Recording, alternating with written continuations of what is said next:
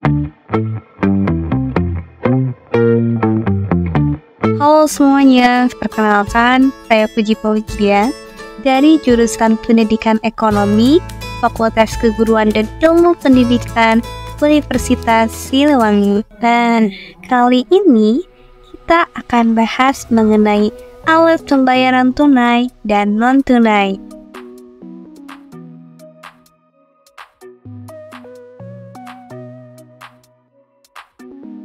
Pertama, apa sih uang itu? Uang adalah alat yang kita gunakan untuk membeli barang atau jasa. Bayangkan, uang seperti tiket ajaib yang bisa kamu tukar dengan barang apapun yang kamu inginkan. Uang diterima oleh semua orang karena memudahkan kita dalam melakukan pertukaran. Ngomong-ngomong, uang punya sejarah yang panjang loh.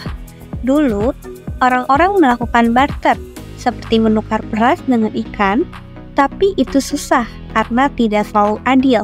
Kemudian, orang mulai menggunakan barang berharga seperti kerang atau logam mulia sebagai uang. Akhirnya, kita beralih ke uang kertas yang lebih ringan dan mudah dibawa. Sekarang, kita bahkan punya uang elektronik seperti e-wallet dan kartu kredit.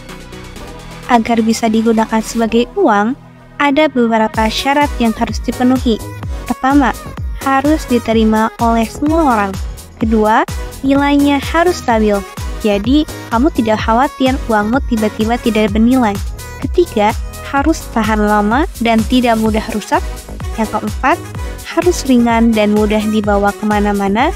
Dan terakhir, harus mudah dibagi tanpa mengurangi nilainya. Misalnya, uang kertas Rp100.000 bisa kita bagi menjadi beberapa pecahan uang yang lebih kecil. Uang memiliki dua fungsi, yaitu fungsi asli dan fungsi turunan. Fungsi asli uang terdiri dari alat tukar dan alat satuan hitung untuk menilai barang. Fungsi turunan terdiri dari alat pembayaran yang sah, alat penimbun dan pemindah kekayaan yang dipindahkan dari satu tempat ke tempat lain dan digunakan untuk memulai kegiatan ekonomi seperti belanja atau investasi. Terakhir, uang juga bisa digunakan untuk membayar utang secara cicilan. Nah, ternyata uang juga punya banyak jenis nih. Ada uang logam yang terbuat dari logam seperti uang koin. Ada uang kertas yang sering kita gunakan sehari-hari. Berdasarkan siapa yang mengeluarkannya, ada uang kristal dari bank sentral dan uang giral dari bank umum seperti cek dan giro. Uang juga bisa dibedakan berdasarkan nilai dan kawasan berlakunya. Misalnya, uang rupiah hanya berlaku di Indonesia, sedangkan dolar Amerika Serikat bisa digunakan di banyak negara. Di zaman sekarang, kita juga sering menggunakan alat pembayaran non-tunai.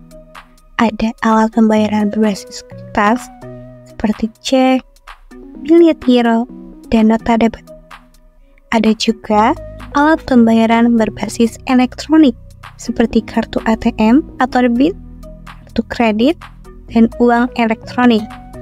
Misalnya, kamu bisa menggunakan kartu debit maupun kartu kredit pada saat belanja tanpa perlu bawa uang tunai.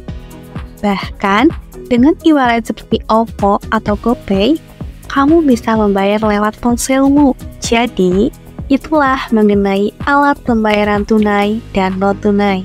Dengan memahami keduanya, kita bisa lebih bijak dalam bertransaksi. Terima kasih. Sampai jumpa di video berikutnya.